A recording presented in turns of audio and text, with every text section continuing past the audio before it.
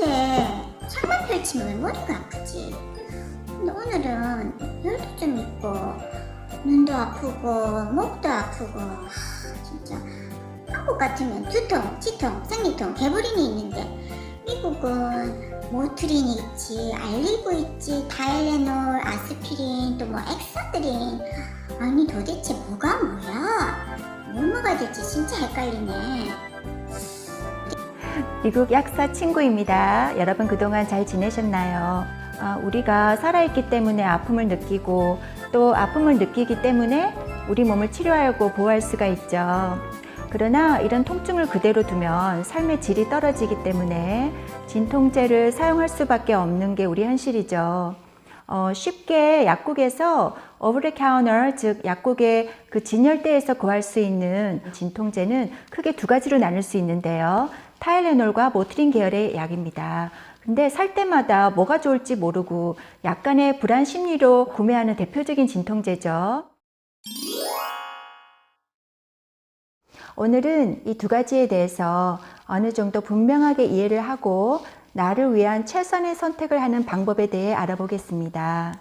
아스피린은요, 모트린, 알리브와 같은 계열의 약인데요. 위, 궤양 등의 부작용이 많이 보고되어서 오늘날은 모트린과 알리브가 더 많이 선호되고 있어요. 아스피린은요, 대체적으로 심장 질환을 위해서 혹은 뇌졸중을 예방하기 위한 혈전증의 치료제 대용으로 많이 사용을 하고 있어요. 이제부터 아스피린, 모트린, 알리브를 Non-steroidal Anti-Inflammatory Drugs, 줄여서 NSAIDs라고 제가 부를게요. 여러분 이거는 부탁인데요. 이 NSAIDs 용어 하나만큼은 꼭 기억을 해주세요. NSAIDs만 아셔도 타일레놀과의 구분이 훨씬 쉽거든요. 이 NSAIDs와 타일레놀 둘 모두 몸의 다양한 통증을 경감하고 해결하는 작용이 있습니다. 그러나 이 두 가지를 분명히 갈라놓는 차이점이 있는데요.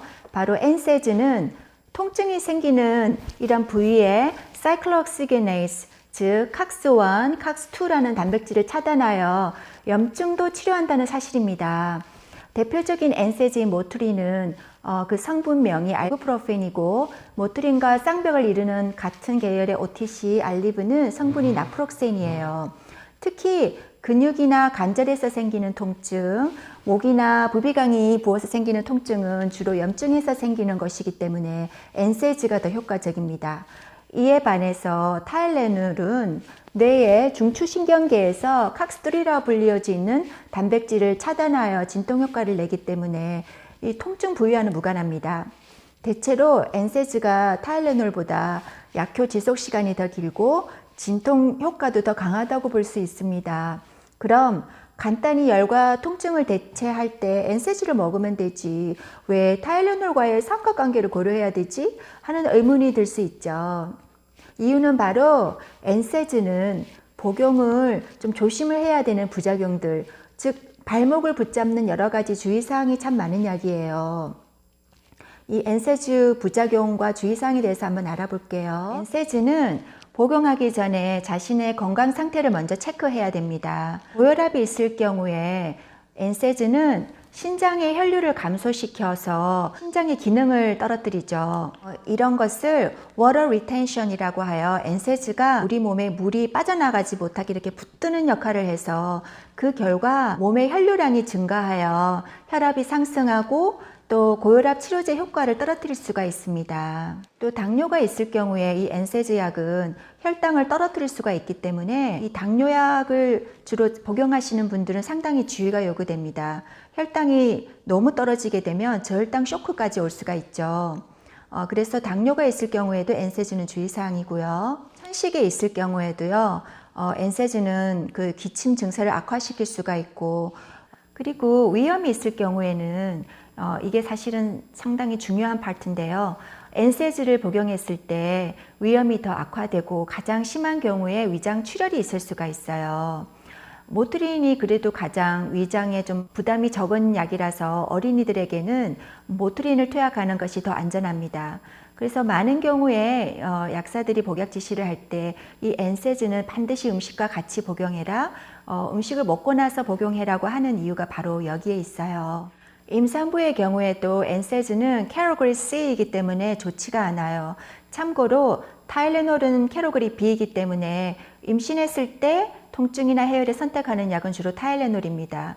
특히 출산을 한 3개월 정도 앞둔 임신 후기에 만약에 이 NSAID를 복용하게 되면 태아가 폐고혈압을 일으킬 수가 있어서 위험합니다. 그래서 이거는 절대 금기예요. 예를 들어서 그 엽산, 폴릭 애시드나 갑상선 약, 타이로이드 호르몬 같은 것은 캐러고리 A인데 이거는 뭐 임신 때 사용해도 아주 안전한 약으로 알려져 있죠. 그래서 캐러고리 A, B, C에 대한 것도 고려 대상이 됩니다. 그리고 60세 이상이 되면 기본적으로 혈압이 조금 높아지고 신장의 기능이 떨어지기 때문에 NSAID보다 타일레놀이 안전해요. 그러니까 이 경우에는 또 연령도 선택 기준에 해당한다고 볼 수 있겠죠. 그리고 혈전증, 워퍼린이나 쿠마딘을 복용하는 분들도 이 NSAID 복용을 삼가해야 되는데요. 그 이유는 NSAID가 워퍼린이나 쿠마딘처럼 피를 묽게 해주는 항응고의 그런 역할을 하고 있기 때문입니다. 그래서 만약에 워퍼린이나 쿠마딘처럼 항혈전약을 복용하시는 분이 NSAID를 같이 복용하시면 코피가 난다든지 위장 출혈, 그리고 쉽게 멍이 든다거나 아니면 이렇게 다쳤는데 이렇게 지혈이 잘 안 되는 등의 출혈의 그런 부작용이 있을 수가 있습니다.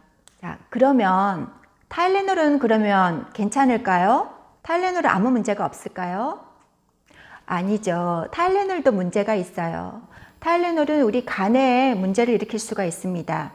즉, 간염이나 음주 후에 타일레놀을 복용하시면 안 돼요. 회복이 어려운 간 손상으로 이어질 수가 있습니다. 일반인이 하루에 4g 이상을 복용하면 바로 간세포 괴사로 이어질 수가 있습니다. 심각하죠? 아직도 헷갈리신다면 이 두 가지는 반드시 기억하셔야 돼요. 모트린 알리브는 효과가 더 강하다? 더 센 진통제니까 대접을 소홀히 하면 안 되지. 대접을 잘 하는 것은 식사를 잘 대접하는 거니까 모트린 알리브는 음식과 같이 먹어주자. 그리고 두 번째로 아프면 힘들고 애간장이 탄다. 간이 탄다고? 타일레놀은 간을 힘들게 하는구나. 간 보호가 필요한 사람은 타일레놀을 피하자. 하루 이틀 정도 NSAID나 타일레놀을 복용한다고 해서 건강을 해치지는 않을 거예요. 하지만 주의사항을 알고 복용하는 것과 모른 채 복용하는 것이 때로는 큰 차이를 불러일으킬 수가 있잖아요.